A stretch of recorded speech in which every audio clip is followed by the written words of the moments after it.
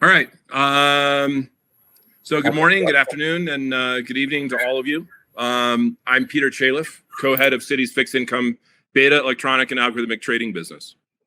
I'm super excited to speak with you today about my experiences in rethinking system design using Flink as a foundational component. I'd like to thank Ververica for supporting the Flink community, and especially Holger and the Ververica team for inviting me to speak today. Over the last 24 years, I've developed and co-developed finance businesses that leverage technology.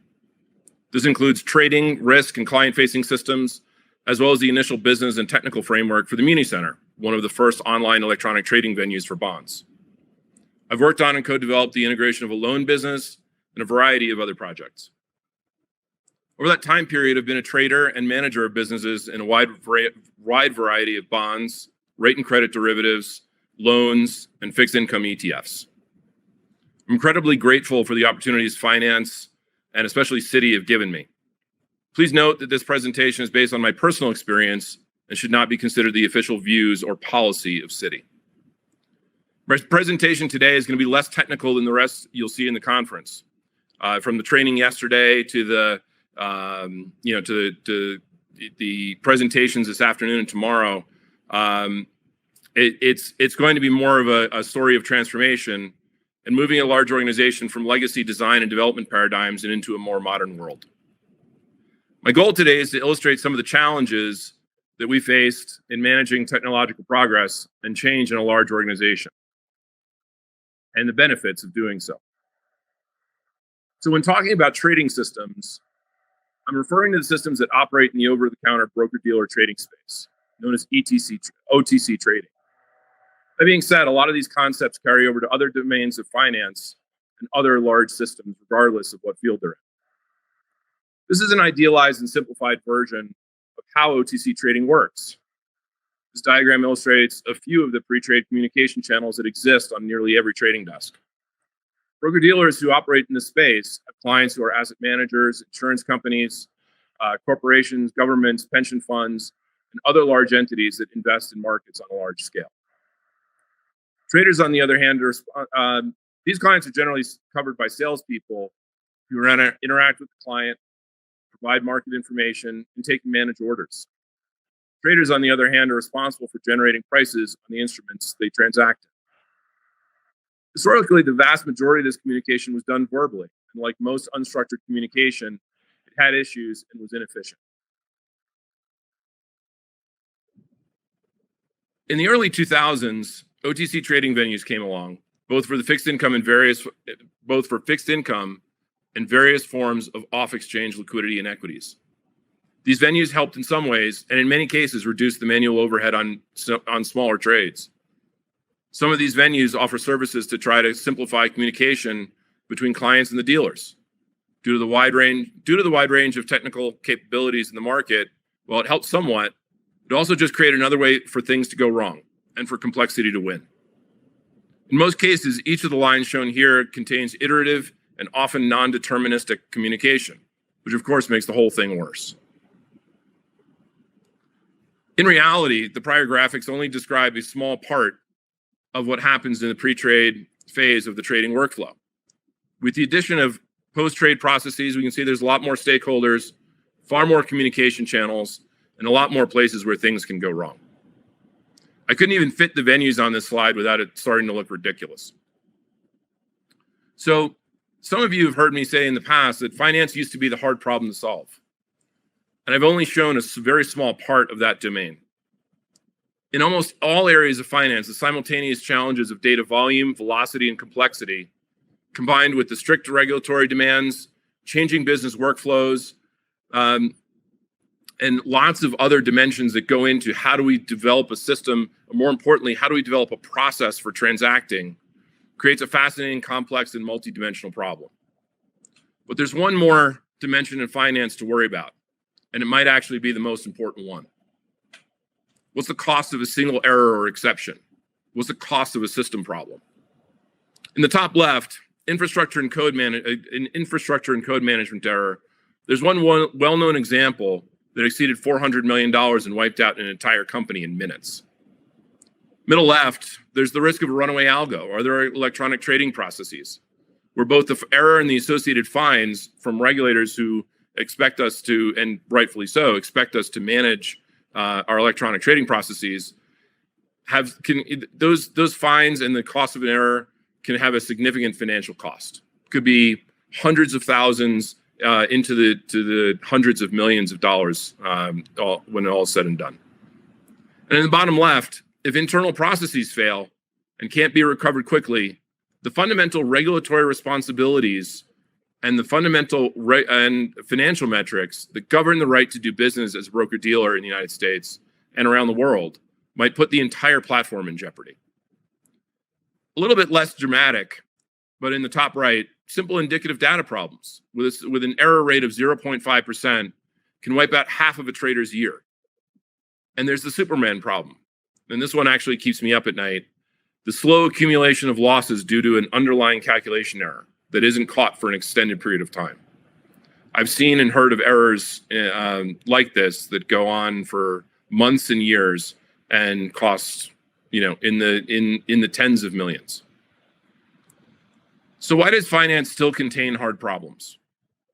Well, it's the complexity of process, data, the multidimensional business and system constraints, regulatory constraints, and the high risk and cost of an error.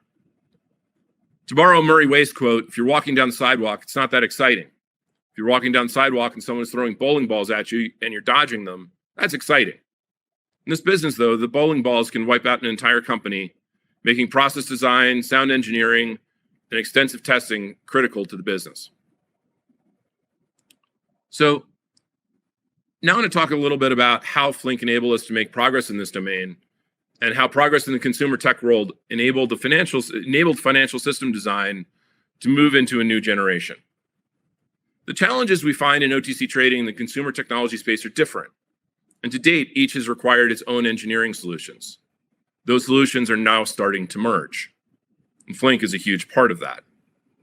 Consumer technology in many ways is primarily a parallelism problem.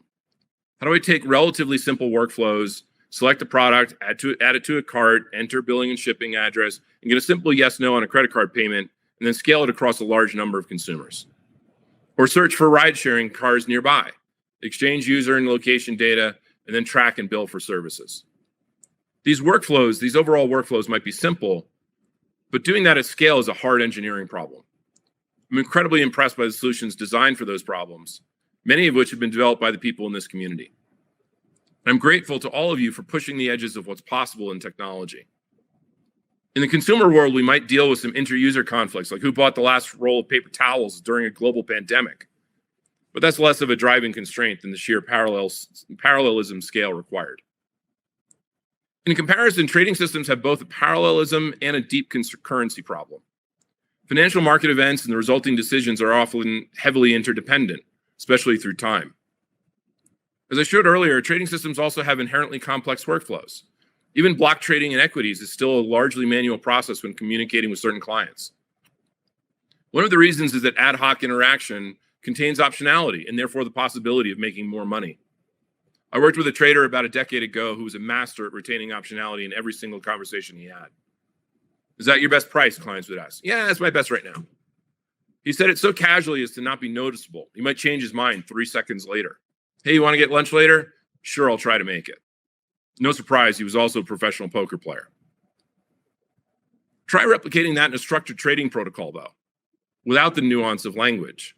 Even if I create a tag for that's my best price, 5 seconds, 3 seconds, a millisecond. Or what if I force the protocol to use the backcheck model, which we designed for the muni business back in the year 2000? It's still a defined protocol. It doesn't allow for the near endless optionality that verbal communication enables. This has made the adoption of technology in the financial space far more difficult. If I take away the optionality that verbal communication enables, it's harder to make money. In general, OTC trading systems have fewer users and fewer pure parallelism challenges, but instead they have more complex communication and transaction paradigms. So to give you a sense of where the industry was about less than 20 years ago, I went to visit a friend of mine at another major bank in about 2002. He was trading equities at a major bank, and their trading process was exactly this. He'd trade on the NASDAQ screen, setting prices while also filling voice-based client orders. And transactions would be happening constantly, out of order, and complete chaos. His trading assistant had to hit the space bar as fast as possible on the mainframe so that they could know what the position was. The assistant's only job during the day was to hit that space bar as fast as possible and yell out their current position continuously. Eventually, trading systems progressed to a design more like this, where at least one of the layers was standardized, typically between the application server and the trading interface. Different firms and products were using off-the-shelf financial messaging layers for at least some of their data connectivity. But the rest was often homegrown. And in a world of legacy technology, often systems don't talk to each other. Reconciliations, therefore, would be built manually in a spreadsheet.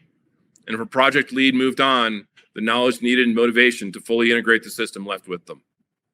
And then came this explosion in consumer technology. New people brought new ideas, new technologies, and new solutions. From consumer web, we got the development of standardized interfaces. 1993 and 94 saw the creation of NCSA Mosaic, which probably few of you have ever even heard of. But it was one of the first HTML displays. It was incredible at the time, and as soon as it came out, we were all over it. It looked like magic, as Arthur C. Clarke put it, and yet it completely made sense. It was a logical next step. It brought us the explosive growth in hardware and network capacity, since it was now possible to truly monetize computing at scale. People could actually make money at it, and it created a career path for generations of developers. Then came the first stages of mobile, and what that gave us was something different. It gave us consumers who attacked new technologies like I Eat Pizza. It gave us the rise of messaging layers that could handle events more efficiently, both from a performance standpoint and an ease of development. And almost immediately, we had consumer mobile, a stunning development in the last decade that gave us the gig economy, formalization of software design paradigms, and the commercialization of software architecture, again at scale.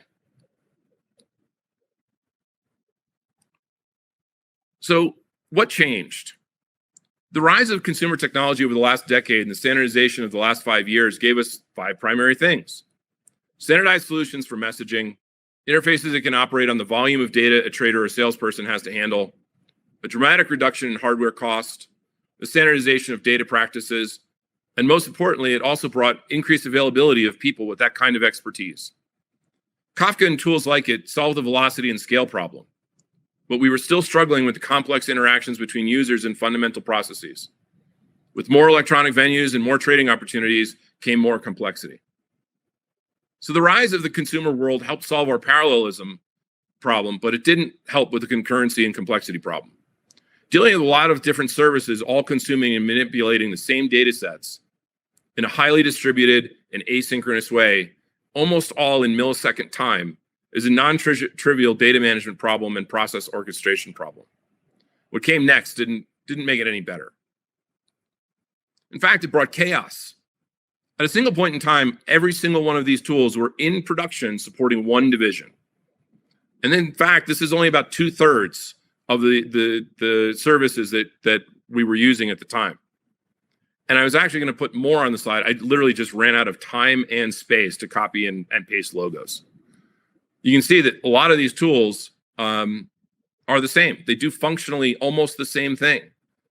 And yet, the reality is we were using them all in the same platform. Don't get me wrong. The team and I have used every one of these technologies, and they're great. But they don't need to all be in the same system trying to save the same problem at the same time. The proliferation of tools became the enemy of sound engineering because systems became a patchwork of dozens of technologies. And we started to see developers running in every possible direction to try out the newest thing and get it in production. No matter how many tools we threw at the problem, the reality never went away. Finance, and specifically trading system design, is complex. It requires siloed engineering and paying attention to the fundamentals. In markets technology, and especially in trading systems, there's a wide range of often conflicting requirements. You have to think about the number of instruments being traded, often tens of thousands, or in the case of muni and corporate bond systems, 3 to 5 million or more different securities. Each one of these instruments might have a complex data structure, or it might be a high-frequency trading object. Each has the unique challenges. Generally, the higher the trading frequency of a security, the less relevant the fine detail of what it is. And generally, those instruments are much less complex. Conversely, if there's a complex bond structure for a less well-known issuer, you're going to want to know every detail about that bond before trading it or selling it to a client. The complexity of the security, its data structure, trading frequency, market data availability, and the workflow in that particular market all exist on a spectrum. Higher complexity objects tend to be less frequently traded and so have less market data available. And yet you have to deal with the complexity of that particular object. High frequency trading objects tend to be less complex but have more event data. So they require extremely low latency messaging, explicit message ordering, and late event processing rules. And the systems have to be designed in a way that the data moves as little as possible. So if you look across these different silos, when you look at finance, we have to think about, when you look at markets, we have to think about the data structures. We have to think about how much data is there, how fast is it coming in, what's the sequence that it comes in, how do you deal with burst events like the open and closing of a particular market, where you might get a blast of price updates on millions of securities all at once.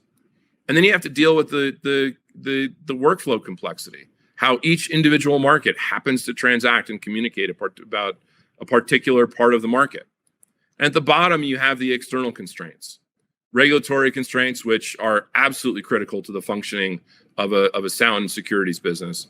The security of the platform itself, whether or not there's staff that has the skill set that you need and the background in markets that you need in order to build a system, technology budgets, and of course, the ever-present in a large organization, legacy platforms.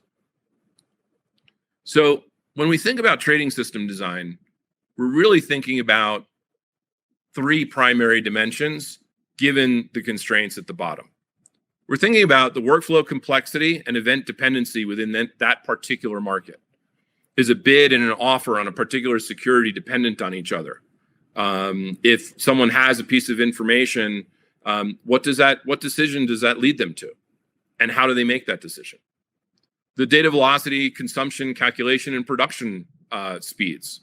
How quickly do you need to compute something? And of course, the data complexity and event sequencing of the underlying securities and the markets that they're operating in.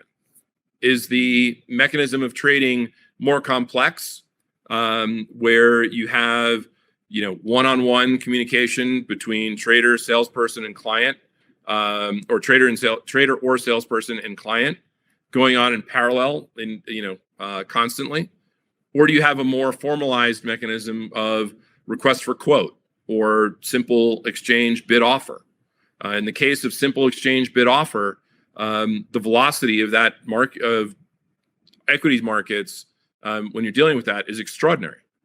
But then when you look at the RFQ space, it's incrementally more complex because you have to deal with different aspects of that particular order.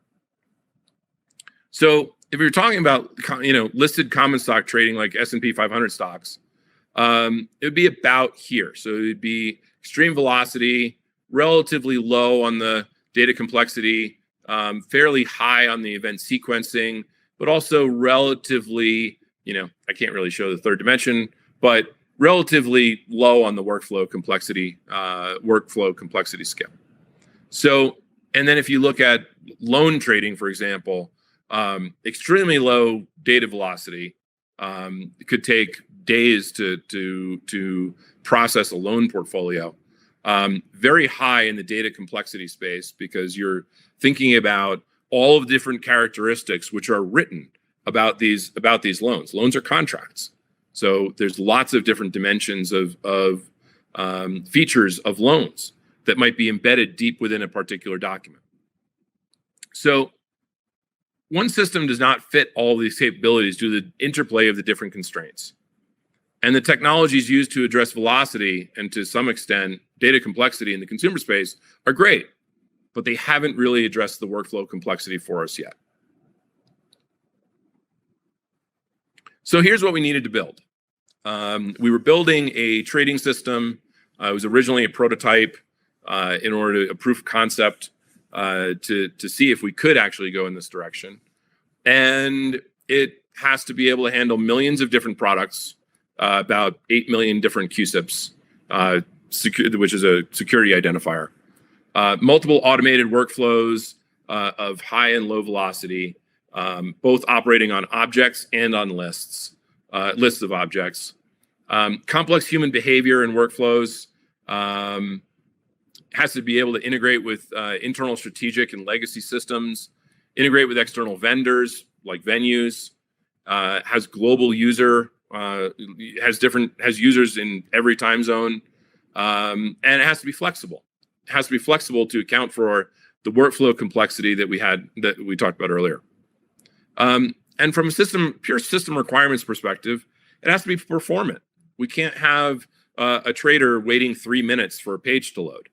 It has to be fault tolerant. We can't allow our trading systems to go down in the middle of the day and then tell clients that we're closed for business. It has to be scalable. It has to be supportable.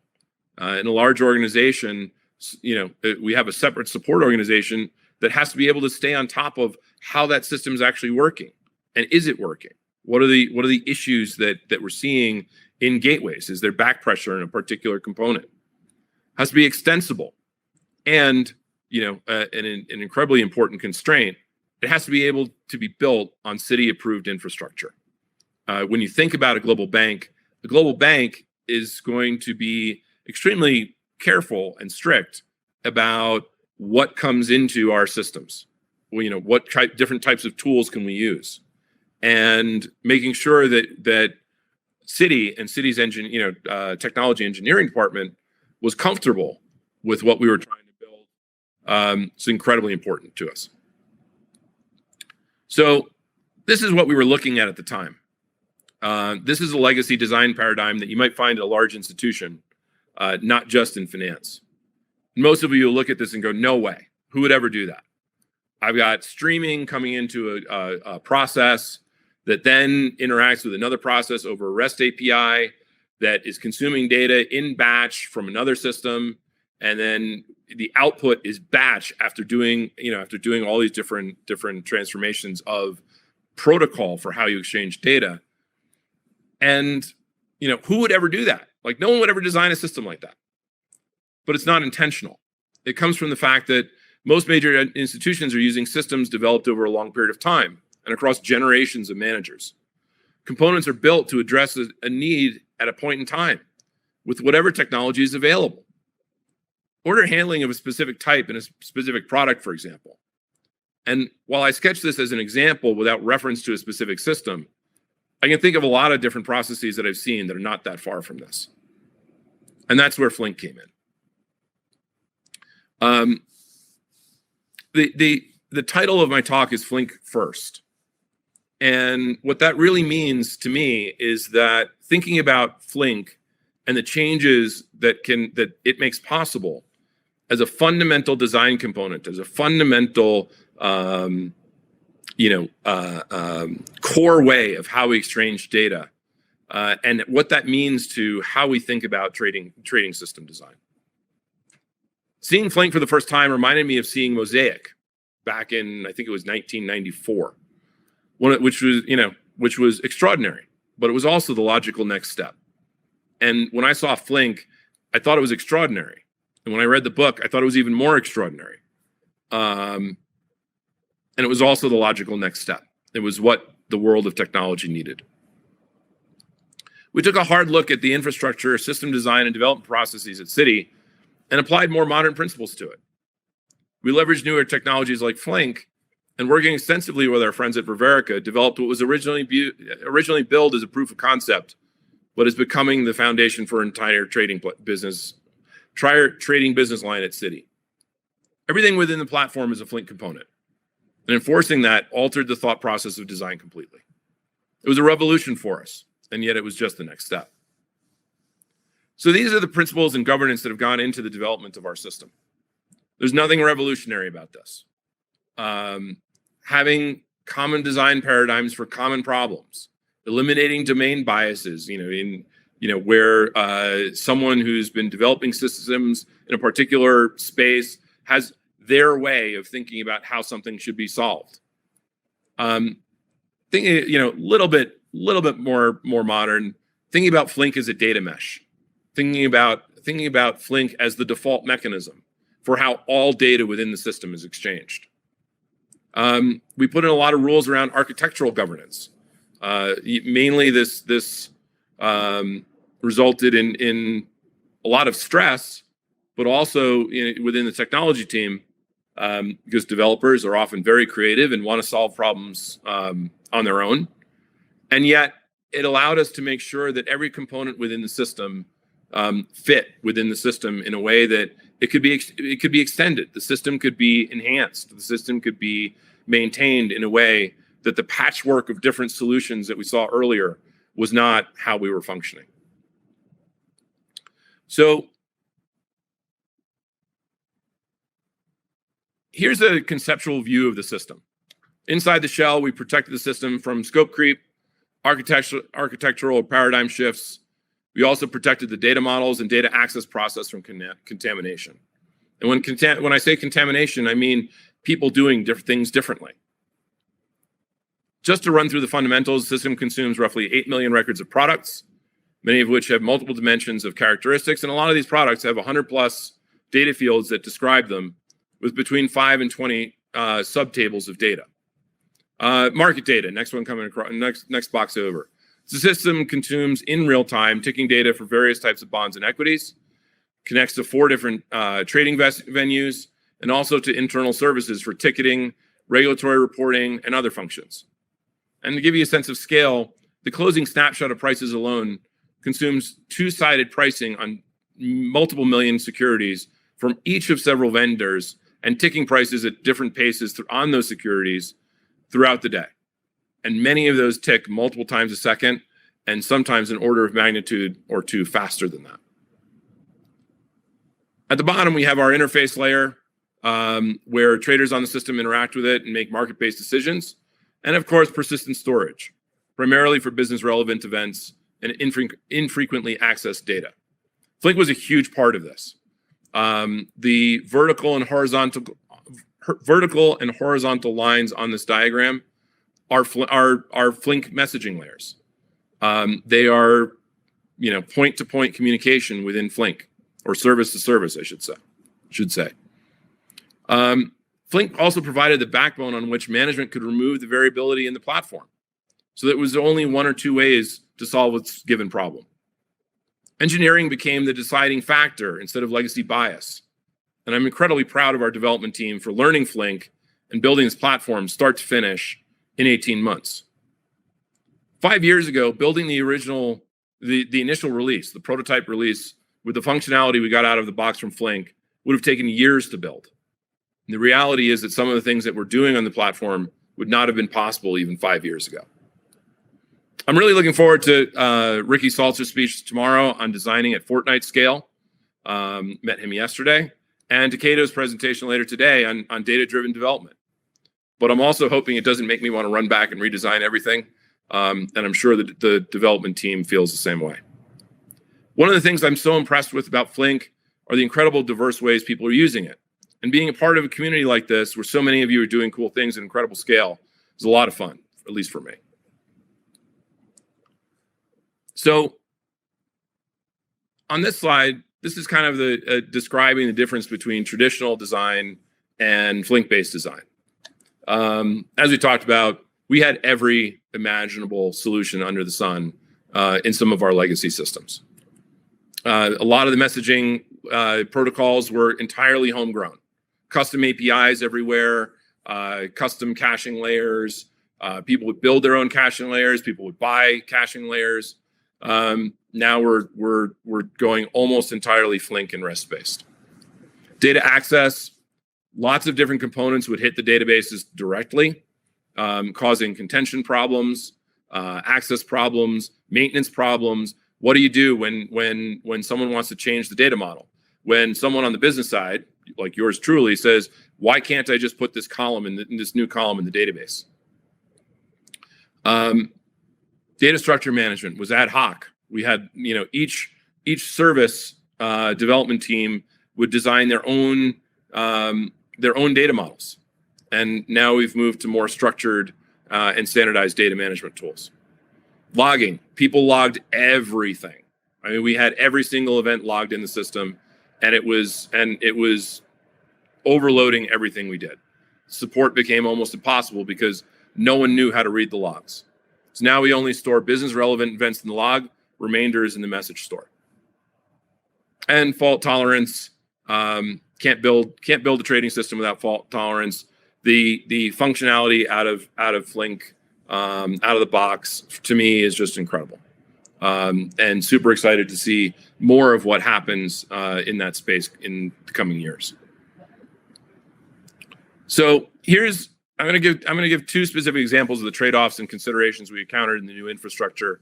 For the first one, I'm going to talk about indicative data. How do you get that many products, which can show up randomly in the market at any time, into a platform so that services that need to know what a product is or a particular field about a particular product can operate efficiently? So here's 3 of the designs we considered. Version 1, full streaming architecture. Don't allow any non-streaming components inside the shell. Simple, scalable, fast, and assuming you have unlimited cores and unlimited memory, probably the right choice. With gigabytes per copy of the overall indicative data set, though, it's completely impractical. Even though it might be elegant, it wouldn't work. I wanted to make this work, but when we started to prototype it, we realized we couldn't under the constraints that we had. Version 2, build a pub sub mechanism where services that need indicative data objects can request them and subscribe to updates on those objects. This is a typical solution you'll find for financial indicative data. In Flink, we could build it with or without service keys, meaning we could attach the processing of a particular security to a specific service or chain of services. And there's pluses or minuses in both cases, that I'll talk about in a minute.